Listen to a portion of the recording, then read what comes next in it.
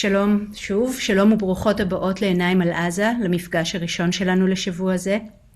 לפני פחות משבועיים חתם בצלאל סמוטריץ' על צו לפינוי ח'אן אל-אחמר, שבו מתגוררים בני שבט הג'אלין. עבורם יהיה זה גירוש שני. בשנות ה-50 גורשו מאדמותיהם באזור תל ערד, ומאז שנות ה-90 הם ניצבים מול שורה ארוכה של תוכניות פינוי שמקדמת מדינת ישראל. זוהי סאגה מתמשכת של נישול והתעמרות, שכנגדה עמדו מאבקים מקומיים ובינלאומיים שהצליחו ברגעים שונים לעכב את ביצועה. במעמד החתימה על צו הפינוי התגאה סמוטריץ' בכך שהוא מבטא את מה שלדבריו היה תמיד מובן מאליו, גם אם הוסתר או הושתק במשך השנים. ואני מצטטת, זו ארצנו וננהג בה כבעלי בית. על מופעיה השונים של אדנות זו אנחנו מדברות כאן מדי שבוע. השמדה, גירוש, הפקעה, ניחוס, מחיקה, התעלמות והתעללות. אלה אינם אירועים נפרדים, אלא ביטויים שונים של מעבר מדוקטרינה של הפרדה בין ישראלים לפלסטינים, למדיניות המבקשת לצמצם, לדחוק ואף למחוק את הנוכחות הפלסטינית בעזה, בגדה המערבית ובתוך גבולות ישראל. אפשר אף לראות בהם חלק מחזון רחב יותר, המבקש לעצב מחדש את המרחב כולו שבין הירדן לים, כמרחב של עליונות יהודית. מרחב שיש בו בעלי בית ויש מי שנדרשים לפנות את מקומם. מרחב שבו כוח נתפס כזכות. היום נשוחח עם דוקטור מיכל ברייר, ראש תחום מחקר בעמותת במקום תכנון וזכויות אדם, על הדרכים השונות שבהן התכנון המרחבי משמש כלי לפגיעה שיטתית בקהילות פלסטיניות, מהפקעת קרקעות וניחוסן מחדש, דרך גירוש ודחיקה, ועד למגוון רחב של מנגנונים תכנוניים המעצבים מציאות של אי שוויון ושליטה. עמותת במקום פועלת לקידום תכנון מרחבי הוגן, מתוך ההבנה שחלוקה שוויונית של משאבים, קרקעות ותקציבים, היא תנאי יסודי לחיים צודקים וברי קיימא. מיכל, תודה רבה לך שהצטרפת אלינו, אנחנו שמחות מאוד לארח אותך כאן היום. מיכל תדבר כרגיל במשך 8 דקות, ואתן מוזמנות להפקיד את השאלות שלכם בצ'אט, לאחר כך ננהל דיון. אז תודה. טוב, אז תודה רבה שהזמנתם אותי, אני באמת שמחה להיות חלק מהפורום החשוב הזה. אז ליאור ככה כבר אמרה חלק ממה שהתכוונתי להגיד כהקדמה, אבל אני באמת אתחבר למה שאמרת, שקוראים פה ואת מלחמת הנצח, כן, שאנחנו בתוכה, כבעצם מדיניות שהמטרה העיקרית שלה היא לייצר משטר, או לייצר ולשמר את העליונות היהודית בכל המרחב שבין הירדן לים, ואני ככה היום מאוד אדגיש את הפריימינג הזה של התבוננות על המרחב שישראל שולטת בו כמרחב אחד, שיש בו אמנם כל מיני הפרדות מנהליות, אבל שבסופו של דבר מתנהל תחת לוגיקה אחידה.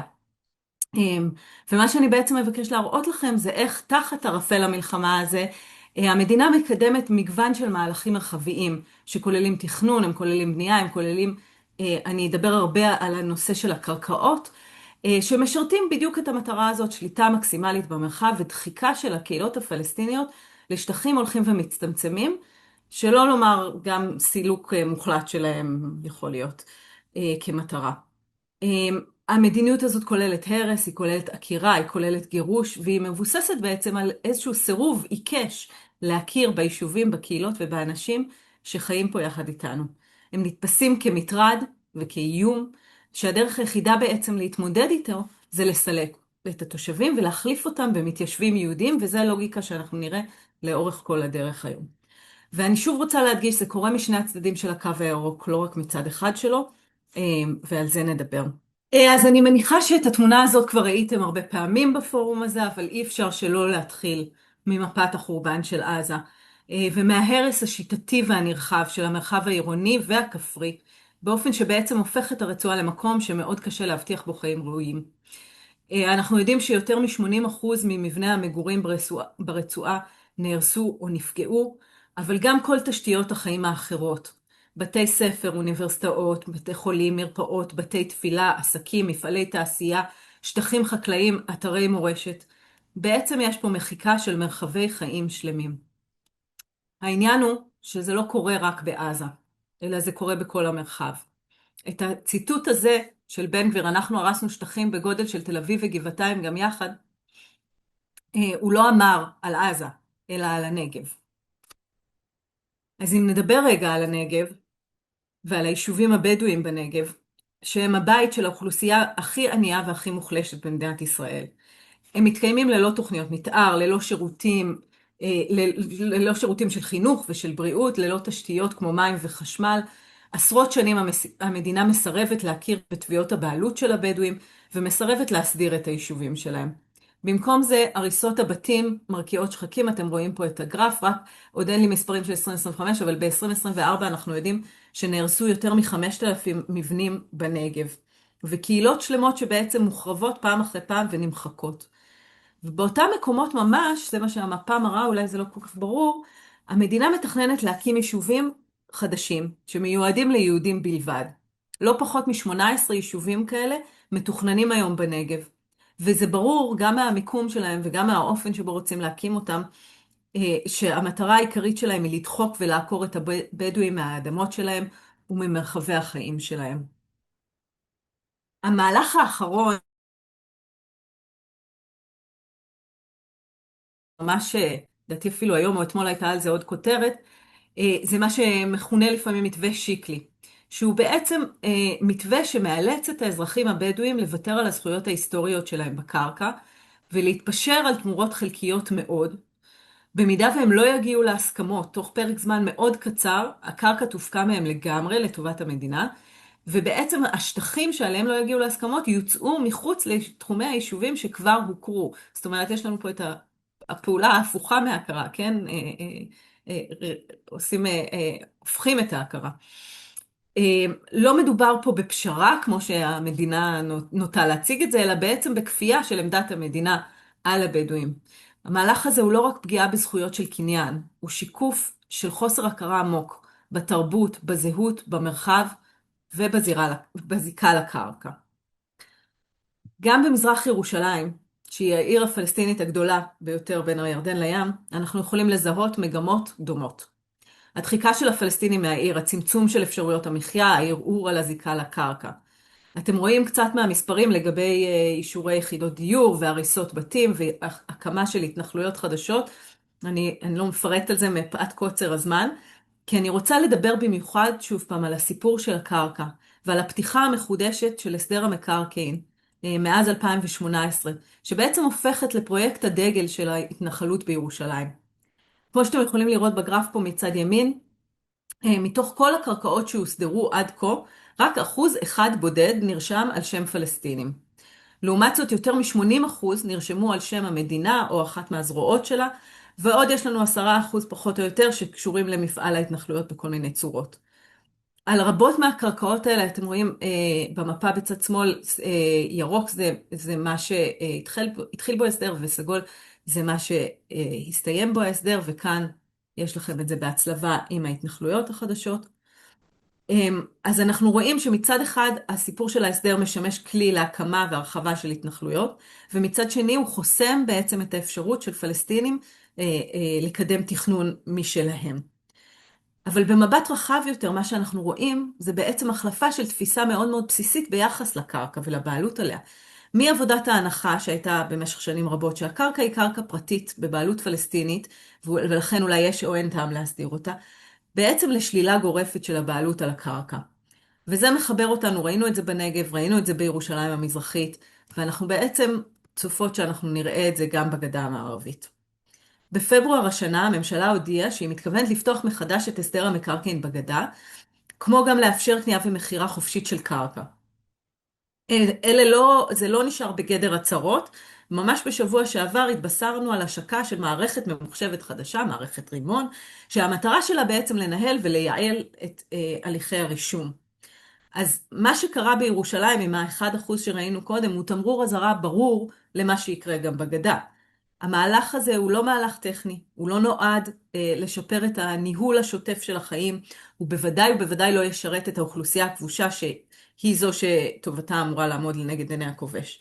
אלא זה בעצם כלי נוסף וכלי מאוד מאוד חזק, צריך להדגיש, לגזילה של קרקעות, להעברה שלהם לידי המדינה במהלכים שקשה מאוד לעשות להם אחר כך undoing.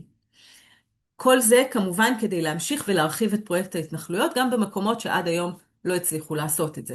אתם רואים מצד שמאל את המפה של ההתנחלויות החדשות, האמת שמאז שעשינו את המפה כבר נוספו עוד כמה, ובוודאי עוד מאחזים. כשבעצם אנחנו מדברים כבר על יותר מ-100 התנחלויות חדשות, כמעט הכפלה של מספר ההתנחלויות הקיימות היום, שהממשלה הכריזה עליהן. הן נמצאות כולן במיקומים אסטרטגיים, שנועדו לצמצם את אפשרויות התנועה של הפלסטינים בגדה, לוותר את המרחב, להגביל את אפשרויות הפיתוח, ובאופן כללי פשוט למרר את החיים. במקביל אנחנו יודעים שכבר גורשו יותר מ-60 קהילות מהמקומות שלהם, דרך שילוב בין אלימות מתנחלים ואלימות של המדינה. המימד הנוסף שיש לסיפור הזה של הסדר המקרקעין הוא המימד של הסיפוח.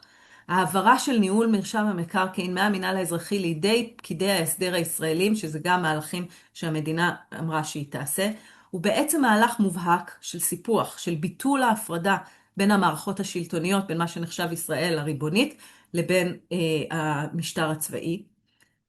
ואני חושבת שחשוב להבין שככה נראה סיפוח, הוא לא בהצהרות עולמיות, הוא לא בהוא הגדול, הוא במהלכים בירוקרטיים קטנים ואפרוריים, שרובנו אולי אפילו לא יכולים ממש לתפוס את מלוא המשמעות שלהם.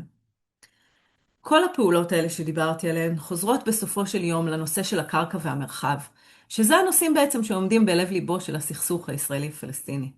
הפרקטיקות האלה של נישול, של דחיקה, של עקירה, של חוסר הכרה, מעמיקות את הקונפליקט ומרחיקות מאיתנו כל אפשרות של פתרון. אבל הן לא משנות את העובדה המאוד מאוד בסיסית שהמרחב הזה הוא מרחב משותף, שחיים בו זה לצד זה 15 מיליון בני אדם, חצי מהם יהודים וחצי מהם פלסטינים, וגם שאנחנו תלויים אחד בשני. אז אני מקווה שהמקצוע שלי, מקצוע התכנון, בעצם יפסיק לשמש ככלי נשק בתוך הזירה של המאבק האלים שאנחנו בתוכו, ונצליח להחזיר אותו למה שהוא נועד להיות, לכלי שמאפשר לנו לבנות עתיד טוב יותר ועתיד ראוי יותר לכל מי שחי בין הירדן לים.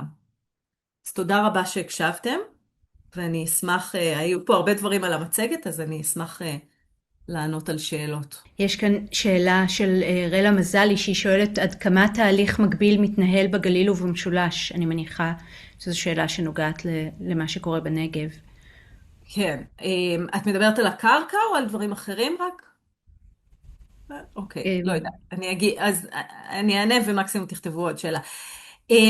אז קודם כל, כל הנושא של הפקעת הקרקעות, כן, של העברת קרקעות לידי המדינה, בעצם אנחנו ראינו את התהליכים האלה בגליל בשנות ה-50, 60, 70, אנחנו יודעים שדרך ההסדר מקרקעין, בעצם המון מהקרקעות שהיו קרקעות פרטיות עברו לידיים של המדינה, ושוב גם בגליל, כן, הרבה מהיישובים היהודים נבנו על הקרקעות האלה המופקעות, היה שם שילוב בין הפקעות לבין הליכים של הסדר, אבל אנחנו מבינים שעוד פעם, הסדר מקרקעין הרבה פעמים מוצג בספרות כאיזשהו כלי בידי המדינה, כן, להיטיב עם האזרחים שלה. זה יכול להיות מאוד נכון, זאת אומרת, כולנו רוצים הסדר מקרקעין, אבל בתנאי שהוא באמת נעשה בצורה הוגנת, ובצורה שלוקחת בחשבון ברצינות את הבעלויות, מה שאנחנו קוראים בעלויות מסורתיות. אז אנחנו רואים שבנגב עשרות שנים כבר המדינה בעצם מסרבת להכיר בתביעות הבעלות הבדואיות, ועכשיו מנסה עוד פעם למחוק אותם, לסגור את הסכסוך הזה, במובן הזה של למחוק אותם באופן סופי. אנחנו רואים בירושלים שהדבר הזה מתקדם, ואנחנו צופות שבגדה אנחנו נראה פחות או יותר את אותם הליכים. מיכל, אז באמת לאור ההיסטוריה הארוכה של התהליכים האלו, יש כאן שתי שאלות שנוגעות בדיוק באפשרויות הפעולה, עידו שחר ואבי ליברמן, אז הם מודים לך מאוד על ההצגה הבהירה והשיטתית ועל העבודה החשובה, ושואלים אם יש עדיין דרכים להאט או לשנות את התהליכים האלו, מלבד מעקב אחרי המציאות, האם יש פרקטיקות פעולה אפקטיביות, האם יש כלים בירוקרטיים שעומדים לרשותכם, לרשותנו. מעולה, אז תודה על השאלה, כי זה מאפשר לי באמת לדבר קצת על מה אנחנו עושות. אז בעצם במקום יש שתי אסטרטגיות פעולה ראשיות, אני אגיד. אחת זה באמת להתנגד לכל המהלכים האלה, ואנחנו מבינים היום שזה בעיקר ככה לתקוע מקלות בגלגלים, כן, אני לא אתיימר להגיד שאנחנו מצליחים לעצור לא את תהליכי התכנון ולא את תהליכי הסיפוח, אבל בהחלט לעכב, ואנחנו רואים שזה כן אפקטיבי, זאת אומרת, הרבה התוכניות שאנחנו מגישים להן התנגדויות מעוכבות, ואנחנו עושות את זה בצורה מאוד מאוד סיזיפית וקונסיסטנטית, שוב, בתוך ישראל, בשטחים, בירושלים, בכל המקומות. האסטרטגיה השנייה, שבעבר היינו עושות אותה הרבה יותר, היום הרבה יותר קשה לעשות אותה, אבל אנחנו בהחלט מאמינות בה, זה בעצם לתכנן עם הקהילות עצמן. יש לנו כרגע תוכנית שמתקדמת, שיושבת על השולחן בוואלג'ה, שזה כפר על הגבול בין ירושלים לבין הגדה המערבית, ושם אנחנו ממש עושות תכנון עם התושבים, כי בסופו של דבר, מה שבאמת יכול להגן על הקהילות האלה, וזה נכון לגבי המון המון מהקהילות, אגב, שגורשו לאחרונה בגדה, זה שיהיה להם תוכנית ויהיה להם תכנון, זה חלק מתהליך של הכרה, זה צריך לעשות לתפיסתנו עם הקהילות עצמן, ומתוך נקודת המבט שלהן. אז אנחנו ממשיכות בעצם לעבוד עם הקהילות על המהלכים האלה. וחוץ מזה אנחנו עושות עוד פעולות של מדיניות, אבל זה ככה יותר. אז בהקשר הזה באמת של שיתופי הפעולה, אורן יפתחאל שואל אם יש לכם קשר עם הרשות או עם ארגוני זכויות פלסטינים, ואם עבודה משותפת משפרת את תהליך ההתנגדות וקידום האלטרנטיבות. אז יש לנו שיתופי פעולה, הם בדרך כלל לא גלויים, הם בדרך כלל ככה מתחת לרדאר, אני מניחה שאתם יודעים שזה מאוד קשה גם לארגון ישראלי, זאת אומרת גם לפלסטינים קשה לשתף פעולה עם ארגונים ישראלים, וגם לנו, אני רוצה להאמין שדיברתם על החקיקה נגד העמותות, אבל אם לא דיברתם אז יש בעצם היום כחלק מההפיכה המשטרית גם חוק שמקודם נגד עמותות של זכויות אדם בישראל, שבעצם אם הוא יעבור הוא פחות או יותר יסגור פה את עמותות זכויות האדם. ואנחנו חלק מהסל הזה, ובהחלט אנחנו מרגישות שאנחנו צריכות לנקוט משנה זהירות בימים אלו, אבל בשטח בוודאי שיש המון המון המון שיתופי פעולה, זאת אומרת כל העבודה שלנו היא בעצם עבודה שמבוססת על הקשר עם הקהילה. קהילות. באמת משהו שלא שמענו עליו כל כך, על העבודה המשותפת, אני מבינה אם זה קשה לפרט. רציתי לשאול אותך על משהו שכן שמענו עליו, וזה האופנים השונים שבהם בג"ץ מכשיר את הסיפוח והנישול וכן הלאה, והאם יש לכם כבמקום איזשהו ניסיון עקבי מול בג"ץ, בניסיון לעצור, למנוע? כן. אז כן, אנחנו מגישות הרבה עתירות בכל מיני הקשרים, בדרך כלל יחד עם ארגונים שהם ארגונים יותר משפטיים, אנחנו לא משפטניות, אנחנו מתכננות. אנחנו כן הגשנו עתירה לגבי פתיחת הסדר המקרקעין שנדחתה, בית המשפט טען שהיא עתירה מוקדמת, שבועיים אחרי שבית המשפט דחה את העתירה, בעצם הממשלה הכריזה על צעדים הרבה יותר קונקרטיים על איך הולכים לעשות את הסדר המקרקעין. אנחנו מחכים אבל עכשיו שזה יתקדם עוד קצת כדי באמת להגיש. אבל אני מניחה שזה לא יפתיע אף אחד פה אם אני אגיד שבית המשפט לא נוטה להגן על הקהילות הפלסטיניות. אנחנו ראינו את זה בראסן אל עוג'ה, אולי זה מקרה שהרבה מכם שמעו עליו. שבעצם אנחנו היינו עם התושבים בהליך של עתירה כדי לספק להם הגנה מפני המתנחלים. אנחנו הצענו איזשהו מרחב הגנה תפקודי, עוד פעם מתוך הניתוח שלנו של המרחב ושל מה הם בעצם צריכים על מנת להישאר במקום. בית המשפט ככה התמהמה מאוד עם הדיון, ועד שהתקיים הדיון בעצם כבר כל הקהילה ברחה, גורשה, כן? כבר לא יכלו להחזיק מעמד. בית המשפט הורה לצבא ולמשטרה ולזרועות המדינה לאפשר לתושבים לחזור למקום ולהבטיח את השהות הבטוחה שלהם שם. בינתיים לא קרה שם כלום, למי שמכיר את המקום, ואנחנו מאוד מאוד בספק, וזה לא פסק דין יחיד אגב, שבית המשפט אומר כן צריך לאפשר לחזור, אבל בעצם לא מספק כלים משמעותיים בשביל לאכוף את ההחלטות האלה. אז אני חושבת שבמובן הזה אנחנו לא במקום טוב. זה מצער לשמוע ולא מפתיע גם. אז שאלה אחרונה, כי באמת הזמן שלנו עומד להסתיים, השאלה של עידו. הוא שואל, האם את חושבת שבעקבות בחירות ניתן יהיה להפוך את התהליך הרב זרועי, ובאמת תוכניות תכנוניות כן. הן ארוכות טווח כאלו, נכון? הן נכון. תוכניות אז חומש. למרות כל שאמרתי, אני נשארת אופטימית במובן הזה שאני כן מאמינה שלתכנון יש ערכים מקצועיים, שעל פיהם, שיש עליהם הסכמה פחות או יותר, ושעל פיהם אפשר יהיה אנחנו מכינים כבר היום, כן? זאת אומרת, זה הכל תוכניות מגירה כיום. יש לנו למשל תוכנית אלטרנטיבית להכרה בכפרים הלא מוכרים בנגב, שעשינו לעדכון לא מזמן. ובעצם התוכניות האלה מחכות והן לגמרי יהיו רלוונטיות ביום שתקום פה ממשלה אחרת, ואנחנו מתכוונים גם ככה לדחוף את זה.